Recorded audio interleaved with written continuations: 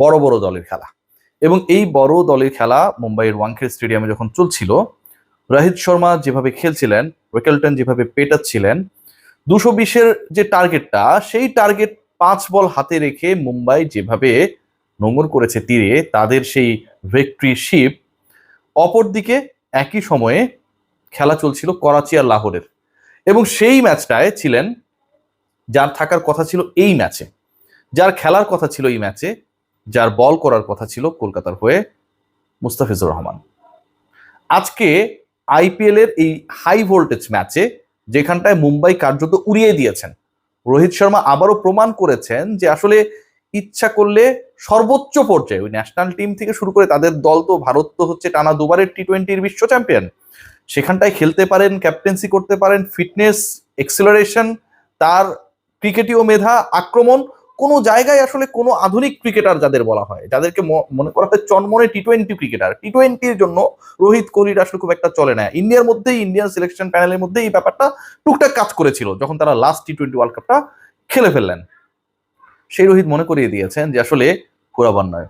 বন্ধু বিরাট কোহলি একদিন আগে করেছিলেন, অপরাজিত ছিলেন, রোহিত আজ পিটিয়েছেন দলের হয়ে সর্বোচ্চ স্ট্রাইক রেটে, 205 স্ট্রাইক রেটে একলা দেখিয়ে দিয়েছেন যে আসলে 220-এর টার্গেটটা খুব বেশি মুম্বাইয়ের জন্য দুঃসাধ্য না। আলোচনা হচ্ছে যেই জায়গাটায় যে আসলে এই রোহিতের প্রশংসা যখন করা হচ্ছে, তখন অপর প্রান্তের বোলাররা পিটুনি খেয়েছেন, বেদম পিটানো হয়েছে কলকাতার বোলাররা। মুস্তাফিজুর রহমান, যিনি আজকে পিএসএল এ খেললেন, পিএসএল এর দলের হয়ে খেললেন, 4 ওভার বল করলেন, প্রথম ওভারে অসাধারণ করেছেন, তারপরে কন্ট্রোল ছিলেন, শেষ 2 ওভারে যখন প্রতিপক্ষের জয়ের জন্য 23 রান দরকার, ঠিক ওই সময়ে এসে মাত্র 9 রান দিয়েছেন। লাস্ট ওভারটা করার জন্য যিনি আসুন না কেন, তার জন্য অ্যাটলিস্ট লো স্কোরিং ম্যাচ যেহেতু ছিল, সেই ব্রিদিং স্পেসটা ছিল যে 14 রান করতে হবে। প্রথম বলে 4 খাবার পর পরে প্রত্যেকটা বলে সিঙ্গেল দিয়ে মুস্তাফিজ বুঝিয়েছেন যে আজকে হয়তো কলকাতার হয়ে এই ম্যাচটায় যদি তিনি থাকতেন, হয়তো অন্যরকম কিছু হতে পারতো। কারণ আপনারা বলতে পারেন যে মুস্তাফিজ আইপিএল এ খেলে, কলকাতার হয়ে খেললেই আজকে অনেক কিছু করে ফেলতে পারতো, সেটার আসলে গ্যারান্টিটা কোথায়? গ্যারান্টি আছে ভাই। দেখুন, আজকে মুম্বাই শেষ পর্যন্ত যে ম্যাচটা জিতলো, সেটা 5 বল হাতে রেখে, 5 বল হাতে রেখে। মানে কলকাতার বোলিং ডিপার্টমেন্ট যদি, নাইট রাইডার্সের বোলিং ডিপার্টমেন্ট যদি আরেকটু কন্ট্রোল হতো, ওই মুজারাবানির, যাকে হচ্ছে ইন্টারেস্টিংলি 3 ওভারের বেশি ক্যাপ্টেন বল করানোর সুযোগ অথবা সাহস পান নাই, 34 রান দিয়েছেন, বেদম পিটানি খেয়েছেন। এবং একই সাথে যদি বৈভব আরোরার স্পেলটাও দেখি, সেটাও হচ্ছে ভয়ঙ্কর। 4 ওভারে দিয়েছেন 52 রান এবং ইকোনমি 13। এই মুজারাবানি, মানে ব্লেসিং মুজারাবানি এবং বৈভব আরোরা, এই দুজন মিলে 7 ওভার যে করেছেন, মানে হচ্ছে 42টা বল যে করেছেন, এই 7 ওভারে তারা দিয়েছেন, একজন 34 আর একজন 52, মানে 86 রান দিয়েছেন 7 ওভারের মধ্যেই। জয়ের যে টার্গেট ছিল, সেই টার্গেটে 40% রানই 7 ওভার থেকেই অ্যাচিভ করেছে মুম্বাই ইন্ডিয়ান্স। মুজারাবানির জায়গায় আজকে হয় পাতিরানের থাকার কথা ছিল, অথবা ফিজের থাকার কথা ছিল। আর ফিজ বা পাতিরানা যদি থাকতেন, তাহলে হয়তো আজকের এই ম্যাচটার রেজাল্ট টোটালি ডিফারেন্ট হতো। ওই যে বললাম যে 19 ওভার 5 বলে শেষ পর্যন্ত গোল অ্যাচিভ করেছে মুম্বাই ইন্ডিয়ান্স, এবং এই 19 ওভার 5 বলে গোল অ্যাচিভ করতে গিয়ে তারা তাদের, মানে ওপেনিং যে পার্টনারশিপটা ছিল, সেখানটায় তারা করেছে, রিকেলটন আর রোহিত করেছে 148, যেটা ওয়াংখেড়ে স্টেডিয়ামে আইপিএল এর হাইয়েস্ট ওপেনিং পার্টনারশিপ। এটা একটা রেকর্ড। এরপরে কিন্তু তারা হারিয়েছে আরো 4টা উইকেট, এরপরে কিন্তু তাদের ব্যাটিং আরো স্লো হয়েছে, এবং ওই জায়গাটায় Mustafiz could play a role, যেই রোলটা তিনি পিএসএল এর হয়ে আজকে প্লে করেছেন। একজন ক্রিকেটারকে নিয়ে আলোচনা হতে বাধ্য, কারণ গত আইপিএল, মানে সবশেষ আইপিএলটাই তিনি ভালো করেছিলেন।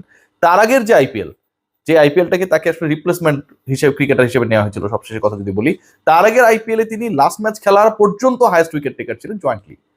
সেই ক্রিকেটারকে শুধুমাত্র ধর্ম, জাতীয়তা, বাংলাদেশ ইন্ডিয়ার ফালতু ক্ল্যাশ, এগুলোর সামনে রেখে যখন বাদ দিয়ে দেওয়া হয়, পরবর্তী সময়ে এই কলকাতা নাইট রাইডার্সের উপরে যখন একটা কার্স, অভিশাপ হিসেবে একটার পর একটা ইনজুরি আসে, এবং সেখানটায় তাদের সবচেয়ে বড় ইনভেস্টমেন্ট পেজ ডিপার্টমেন্টে মাতিসা পাতিরানা, তিনিও যখন ইনজুর্ড হয়ে যান, ঠিক তখন আজকের এই চিত্রটা বলে দেয় যে দলটা কতটা অসহায় ছিল।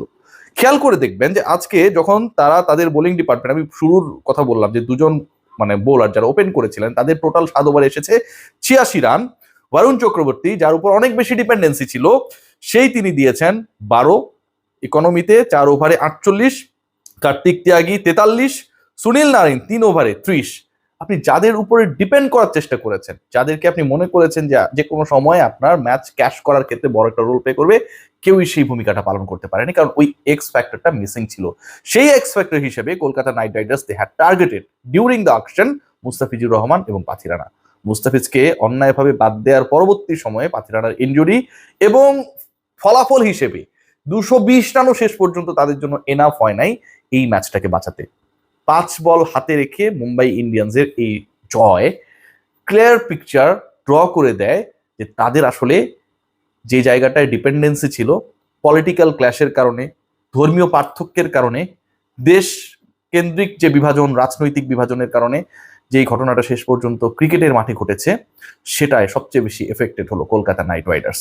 আর মুস্তাফিজ একই দিনে একই সময়ে পিএসএল এ খেলতে নেমে আবারও দেখিয়ে দিয়েছেন যে তার ধারটা সবখানি একই রকম। 4 ওভার করেছেন, প্রথম ওভারে উইকেট নিয়েছেন, মাত্র 20 রান দিয়েছেন এবং 19তম ওভারে গিয়েও কন্ট্রোল বোলিং করেছেন। শেষের ওভারটা যে করতে আসবে তার হাত কাছে ব্রিদিং স্পেস রেখেছেন। এর থেকে আর বেটার পারফরমেন্স কি হতে পারে?